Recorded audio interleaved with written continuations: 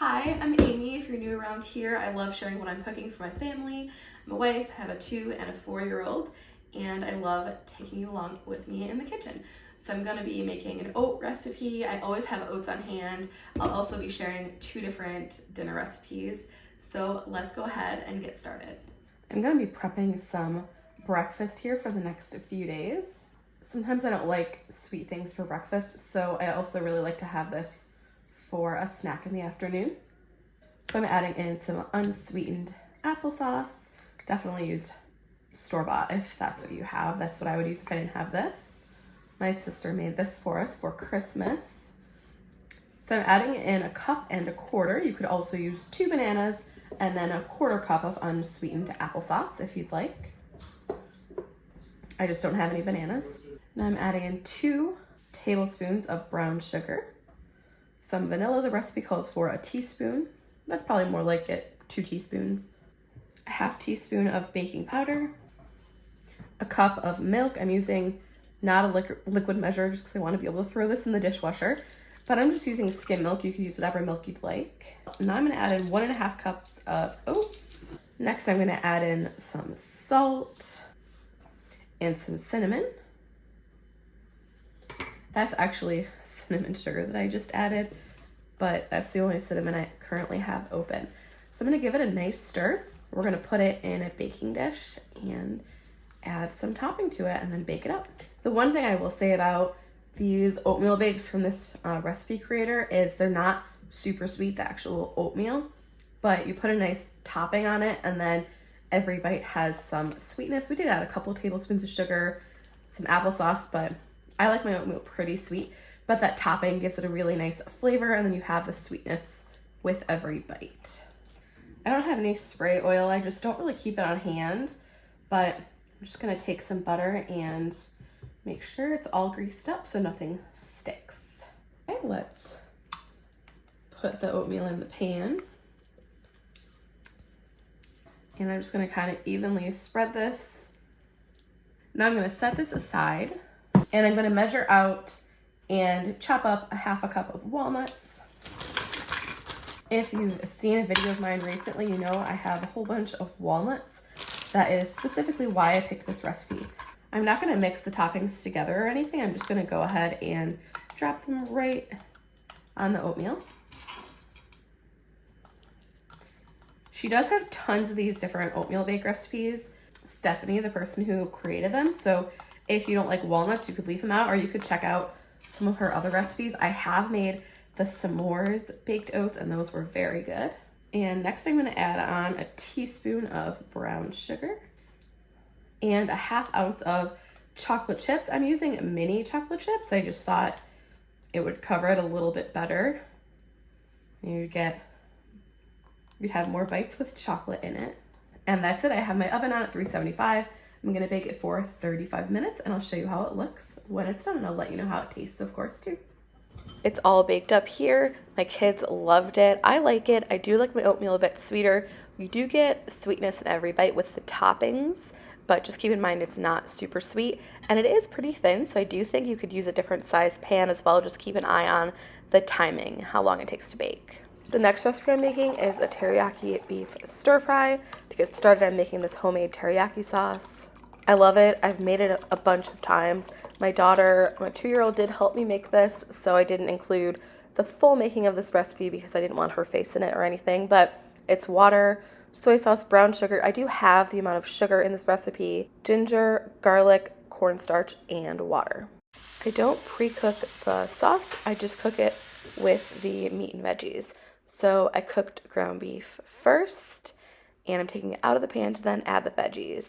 I just added whatever veggies I had on hand. So I had some bell pepper that was frozen and chopped, some cabbage left over from a different recipe, some carrots, some zucchini. Just add whatever veggies you have on hand. Once the veggies were tender, I added a little bit of olive oil. I added it in that cooked ground beef. And then I went ahead and just added in the sauce. And I wanted to cook all of this together so the sauce thickened, everything got a nice kind of flavor and everything marinated together. and I just served it with rice for dinner. This is a great meal to use up veggies that you have in the fridge that you want to use up, or to have leftovers. It's great leftover. For dinner tonight, I'm doing homemade refried beans. I found some of this enchilada sauce in the pantry, so I'm gonna make enchiladas for some of us. My husband loves enchiladas, so I'll make some for him and then have leftovers, and then my kids and I will make tacos or quesadillas. I'll show you as I go. But I just added in some olive oil. You know, I never used to like refried beans until I tried making them homemade. They're so much better homemade. Nothing like canned refried beans. So basically I'm just going to stir this for a second. I was supposed to cook an onion. I don't have any onions, so I added some onion powder instead. Add in the black beans. And I'm just gonna stir this in really fast before I add the water. So the seasonings are garlic, onion powder, chili powder, cumin. I barely had any cumin, so I added extra chili powder. And then, like I said, I also added onion powder because I don't have any fresh onions. It's the end of the week, we need to go to the grocery store. Half a cup of water. I'm just gonna put the lid on and let these cook for about 5 minutes. It's been 5 minutes. I'm gonna take the lid off. And the recipe says you can use a potato masher or whatever. This is a nonstick pan, so I'm just gonna use this spoon, mash it up. And you could use whatever, you know, consistency you want. I think I want mine still to be a little bit chunky, not super smooth. So I'm just gonna take a couple minutes and mash this up, and we'll add the last couple of ingredients. I also wanted to add, as I mashed in this, that you could use pinto beans. I'm just choosing to use black beans just because my husband loves black beans and I prefer black beans too. But use whatever, you know, use pinto beans if that's what you would like. I've got is the texture I want. So I'm gonna go ahead and juice up about a quarter of a large lemon in here. You're supposed to use lime. Again, I'm just using what I have. I'm also gonna go ahead and turn the heat off. I don't love lemon juice when it's cooked. I find that a lot of the time it gets a little bit bitter, and then I'm adding a little more salt before tasting it. I probably should taste it. Just wanna make sure there's good flavor in here. Just wanna give everything a mix, and then this is all ready. And I'll briefly show you what I'm gonna do with these beans for dinner tonight in just a second. I did mention that my husband loves enchiladas, so I went ahead and made a batch of enchiladas for him, and then something different for the kids and I. So for toppings on the enchiladas, or the inside, I guess, I used the refried beans, some corn, and red bell pepper that was just frozen, and some cheese. That's all I did. Rolled it up, put it in a pan. I put a little sauce on the bottom of the pan, put the enchiladas on top, a little more sauce, a little cheese on top, baked in the oven. What are some of your easy, stable weeknight meals? I'd love to hear that in the comments.